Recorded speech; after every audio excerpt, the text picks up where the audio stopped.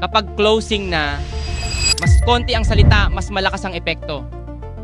Isa sa pinaka-importanting stage sa pagbebenta, ang closing. At dito madalas nagkakamali ang seller, masyadong maraming sinasabi kahit ready na ang buyer. Pero tandaan mo na, kapag closing na, hindi na kailangan ng convincing. Kailangan ng direction.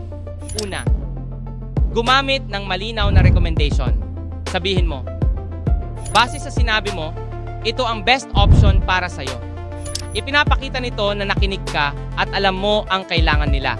Pangalawa, ibigay ang next step ng diretso. Sabihin mo, ganito ang next step. Ito ang proseso. Ang ready buyer, naghihintay lang ng instruction. Pangatlo, linawin ang mangyayari pagkatapos. Sabihin mo, pagkatapos nito, ito ang mangyayari. Ganito ang timeline. Ito ang nagbibigay ng kapanatagan. Pang-apat, i-assure, huwag magbenta. Sabihin mo, ina-assist kita hanggang matapos. Alam mo kung saan ako makakausap. Hindi ito sales talk, ito ay reassurance. Sa closing stage, ang buyer ay hindi naghahanap ng presyo, naghahanap siya ng confidence bumili. At ang confidence nanggagaling sa malinaw na salita. Kapag alam mo kung ano ang sasabihin, hindi ka nagmumukhang salesman. Nagiging guide ka.